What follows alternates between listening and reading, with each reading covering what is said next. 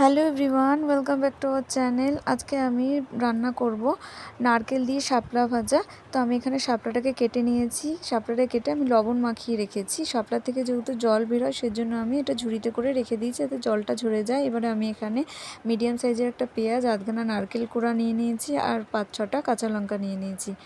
এবার আমি একটা কড়াই নিয়ে নিয়েছি। কড়াইটা আমি একটু গরম হলে এর মধ্যে আমি সর্ষের তেল দিয়ে দেব। সর্ষের তেলটা দিয়ে তেলটাকে আমি একটুখানি হালকাভাবে নাড়িয়ে নেব। এবার এই তেলটাকে আমি ভালোভাবে একটু গরম করে নেব। তেলটা একটু গরম হয়ে এসছে। এবার আমি এর মধ্যে অল্প পরিমাণ কালো জিরে ফোড়ন দিয়ে দেবো।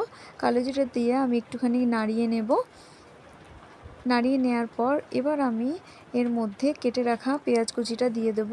পেঁয়াজ কুচিটা দিয়ে আমি এটাকে আবারও একটু ভেজে নেব। হালকা লাল হওয়া অবধি আমি পেঁয়াজটাকে একটু ভেজে নেব।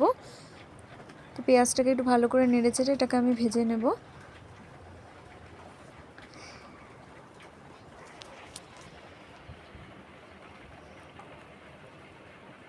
এবার আমি এর মধ্যে কাঁচা লঙ্কাটা দিয়ে দেবো। কাঁচা লঙ্কাটা দিয়েও আমি আবারও একটুখানি ভালোভাবে একটু নাড়িয়ে চাড়িয়ে নেব।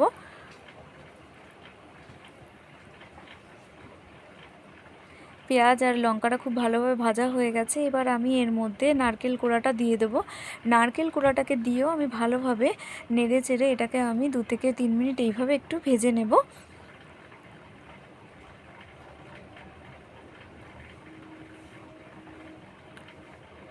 তো নারকেলটা ভালোভাবে ভাজা হয়ে এসছে।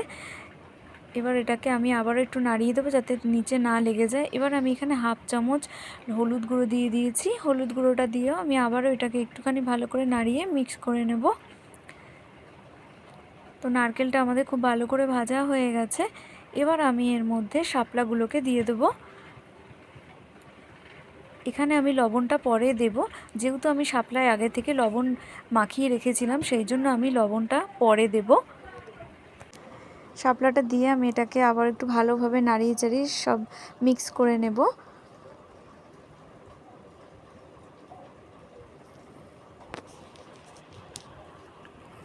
শাপলাটাকে ভালোভাবে নাড়িয়ে চাড়িয়ে মিক্স করে নিয়েছি। এবার এটাকে আমি গ্যাসটার ফ্লেম বাড়িয়ে এটাকে আমি বারবার করে নাড়াচাড়া করে ভালো করে ভেজে নেব।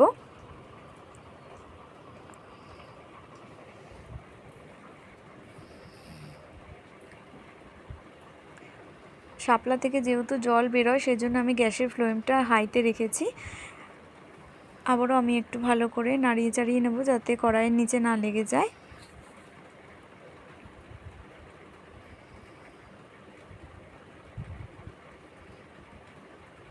তো আমাদের শাপলাটা প্রায় হয়ে এসছে। এবার আমি এর মধ্যে 1/2 চামচ পরিমাণ লবণ দিয়ে দেবো। লবণটা দিয়েও আমি এটাকে আবার হালকা হাতে একটু নাড়াচাড়া করে নেব।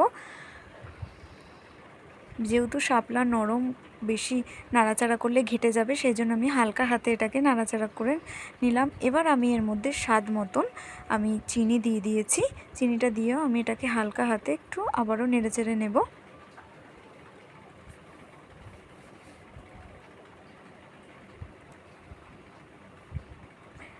এবার আমি গ্যাসের ফ্লেমটা বন্ধ করে আমি এটাকে একটা বাটিতে তুলে নেব। তো আমাদের নারকেল দিয়ে শাপলা ভাজার রেসিপি একদম রেডি। আপনারা বাড়িতে ট্রাই করে দেখবেন। আজকের ভিডিওটা যদি ভালো লেগে থাকে অবশ্যই লাইক, কমেন্ট, সাবস্ক্রাইব করে দেবেন চ্যানেলটা। তো আজকের জন্য এইটুকুই।